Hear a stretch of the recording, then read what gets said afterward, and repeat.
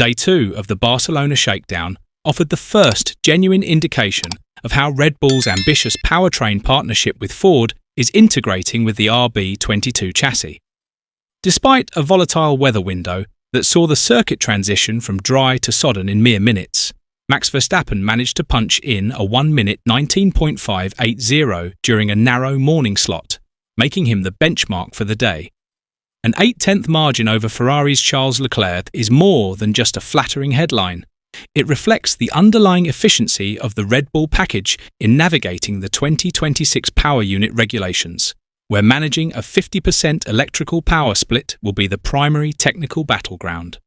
Verstappen's ability to extract immediate performance from a completely unproven power unit, without a lengthy acclimation period, signals a daunting level of preparedness. Laurent Mekies noted that Verstappen's precision in providing technical feedback is allowing engineers to optimize engine mapping in real time, a luxury few others currently enjoy. While rivals are still grappling with basic systems reliability, Verstappen has already moved into the performance refinement phase. However, does this early session dominance mask the long-term reliability risks of a power unit built entirely in-house at Milton Keynes? We will be diving deep into the sector-by-sector data to pinpoint exactly where the RB22 is finding its time, so make sure you stay with us until the end. If you want to keep up with every technical development from this crucial week in Barcelona, do consider subscribing to the channel. The atmosphere at the Circuit de Barcelona Catalunya on Tuesday was one of calculated caution, as a murky sky and the threat of heavy rain forced teams to be extremely selective with their running. Only Red Bull and Ferrari opted to venture out, while others like Mercedes, McLaren and Audi chose to preserve their limited testing days for better conditions. This gave Verstappen a clear track to put the RB22 through its paces. Despite a brief red flag on his outlap where he went off into the gravel at turn 5, he quickly recovered, proving that even a 4-time champion needs a moment to find the limit of an entirely new aero philosophy. His subsequent 27 laps were a masterclass in data gathering. He topped the morning session with a pace in the 1:20 seconds, ultimately settling at that 1:19.580 mark before the rain set in fully. This lap was nearly 2 seconds slower than the pace set by his teammate Isack Hadjar on the opening day. But given the significantly lower track temperatures and damp air, it was the most impressive representative lap of the week so far. Laurent Mekies, who has been instrumental in Red Bull's recovery following a tumultuous 2025 season, was vocal about why Verstappen is the critical factor in this new era. Mekies described a triple advantage that Verstappen brings to the cockpit. The first is a relentless level of commitment that inspires the engineering team at Milton Keynes, particularly during the complete overhaul following the departure of Helmut Marko. The second is an extraordinary feel for the car's dynamics, allowing Verstappen to communicate exactly how the power unit's energy delivery affects the balance of the RB22. Finally, Mekies highlighted what he calls extra brain capacity. Verstappen isn't just driving, he is processing the complex energy management strategies required by the 2026 rule set, which sees the electrical output of the engine increase to 50%.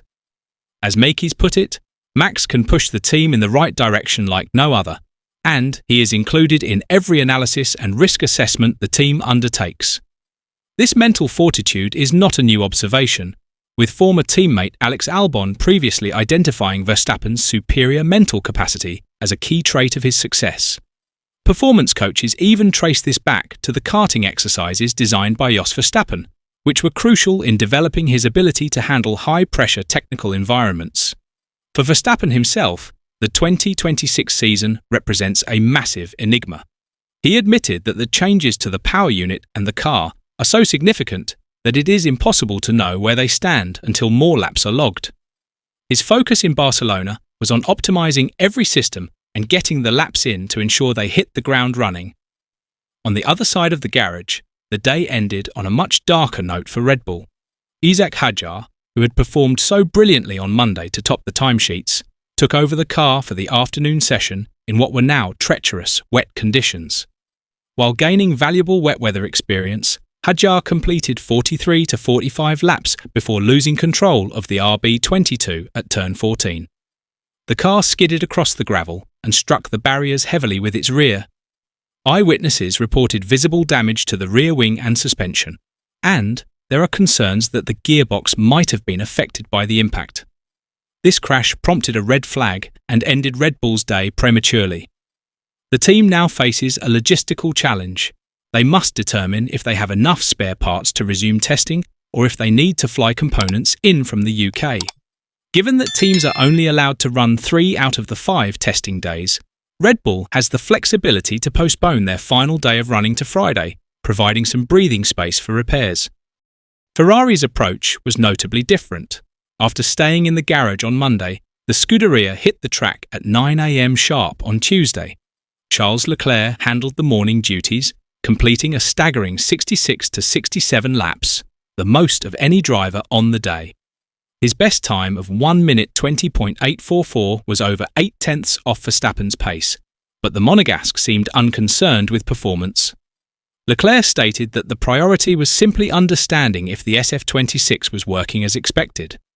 He noted that despite the rain, they completed their program, focusing on the new systems rather than pure lap time. This mirrors the cautious optimism within the Scuderia as they attempt to bounce back from a 2025 campaign where they failed to win a single race and fell to 4th in the standings.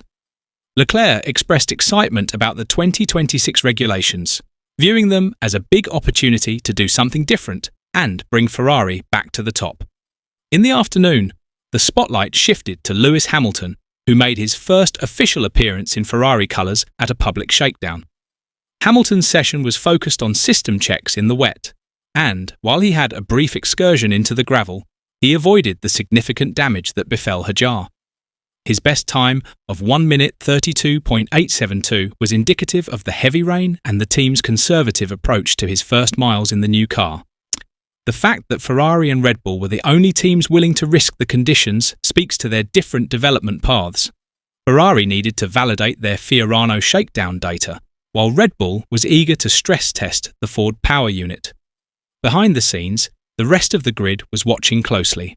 Mercedes trackside engineering director Andrew Shovlin explained their decision to sit out, noting that running in the wet would deplete their limited supply of intermediate tyres without providing the high-quality data needed for dry weather performance.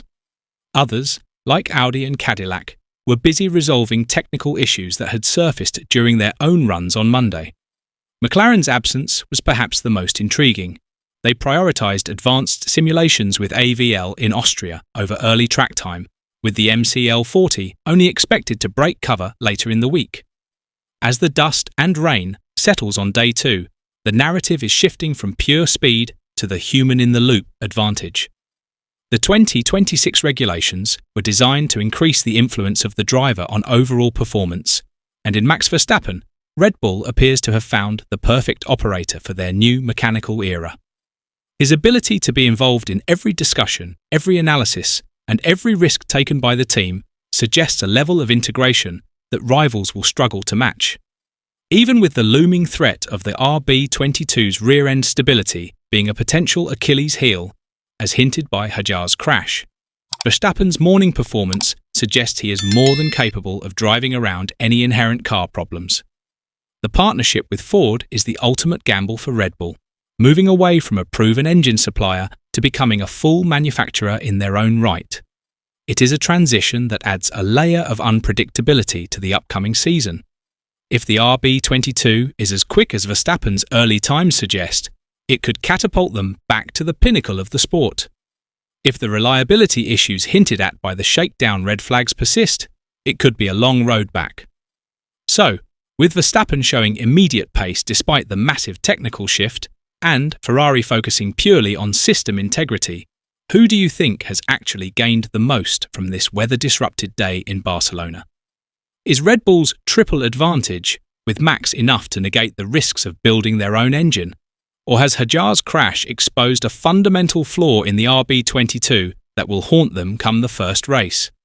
Let us know your thoughts in the comments below, and we'll be back tomorrow with more analysis from the track.